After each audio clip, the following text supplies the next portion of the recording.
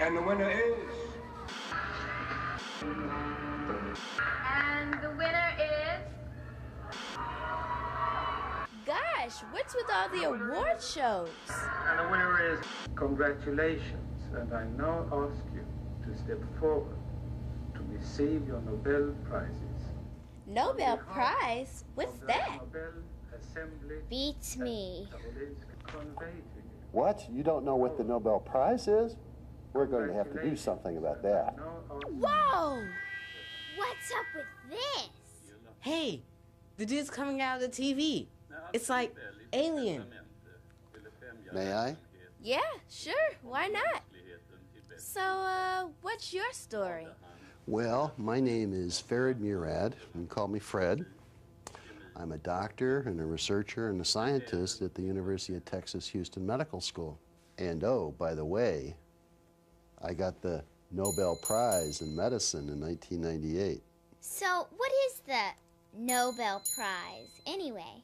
Well, the Nobel Prize is one of the greatest awards you can get in the world.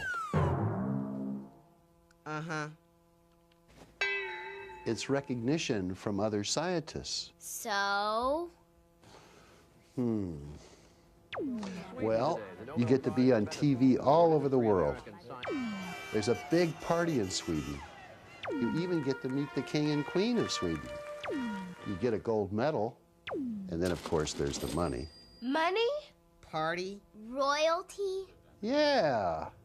Maybe it'd be better if I show you. May I? Sure. Thanks. Oh, thanks, Fred. Welcome to my world of science and my laboratory. You know, the Nobel Prize wouldn't even be around if it weren't for dynamite.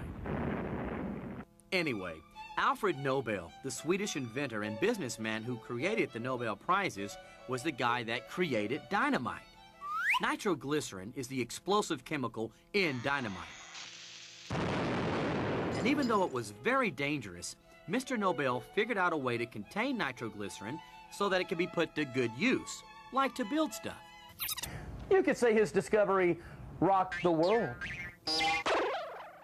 But nitroglycerin has other uses. When Nobel started having heart problems, his doctor actually prescribed nitroglycerin for his heart. But Nobel said, "No way!" So he blew it. He figured anything that could blow stuff up can't be good for your heart.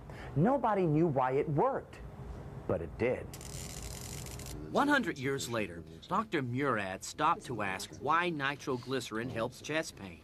And he shared the 1998 Nobel Prize in Medicine with Dr. Robert Furchtgott and Dr. Louis Ignarro for figuring it out. So you're the dude that figured out why nitroglycerin helped people's hearts? Well, yeah. So? So what? So why does it work?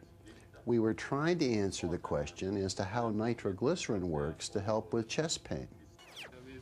I did experiments, observed the results, and collected data. Then I found out if what I thought was right or wrong.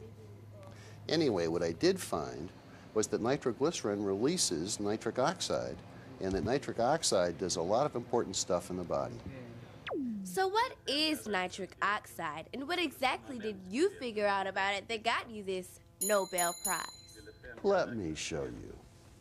It protects the heart, it stimulates the brain, it kills bacteria, and it's a real gas. It's nitric oxide. No one can say no to NO. Nitric oxide, or NO, is a simple molecule with two atoms, nitrogen and oxygen. And yes, it's a colorless, odorless gas. A scientific sensation sweeps the globe. Nitric oxide is everywhere. This common and toxic pollutant depletes the ozone layer. It's even found in car exhaust and cigarette smoke. But from supermenace to superhero, nitric oxide is also found inside the human body and could help send very important messages, which are not from our sponsors. When blood flows through your blood vessels, the inner lining, or endothelium, releases nitric oxide. The nitric oxide signals your blood vessel to relax and widen. So what? This in turn lowers blood pressure, the force which the blood exerts on the vessel walls. If your blood vessels make enough nitric oxide to signal your blood vessels to relax, then your blood flows on through no problem. But if blood doesn't flow through, blood clots form. Then... And that's not all. Whew. So, relaxed blood vessels allow more blood to flow, and nitric oxide can have an impact on all different parts of the body. For example, nitric oxide is already saving the lives of babies who were born too early. By breathing in very small doses of this gas, it helps their lungs and improves their breathing. And that's good. In nerve cells, nitric oxide can stimulate the brain, affecting things like behavior. Oh, behave, baby.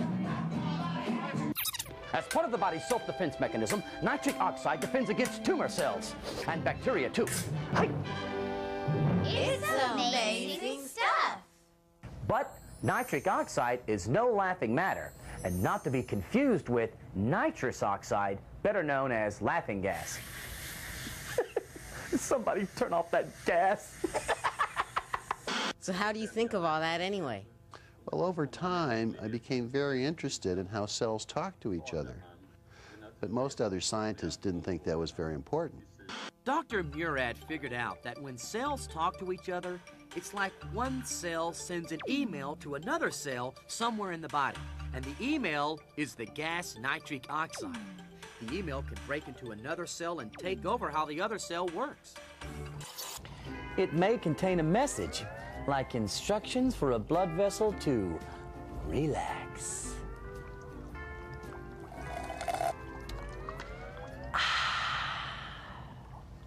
Or it may contain some other type of instructions. For example, if the message is being sent to a cancer cell, the nitric oxide may kill the cancer and then self-destruct. Hasta la vista, baby. Nitric oxide in your body affects so many things, it's like having a worldwide internet system inside your own body. So why did you go into science in the first place? Well, it's really a lot of fun to figure out how stuff like this works. And you don't have to be brilliant to get ahead. You just have to have some goals and be prepared to work very hard. As a scientist, you get to do something for the first time that nobody else has ever done, and that's exciting. Sometimes your discovery opens the door to a whole new way of thinking and even more new discoveries. It's really cool. It's kind of like the Science Olympics, and the gold is the Nobel Prize. Teams of scientists around the world compete with each other. It's fun. Who's going to finish first? Who's going to win the prize?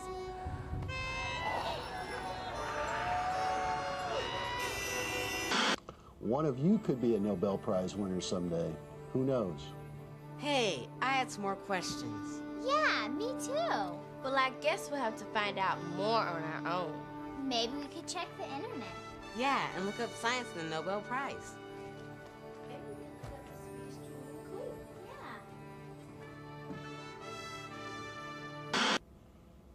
They're gone, and they left some popcorn, didn't they? Yum.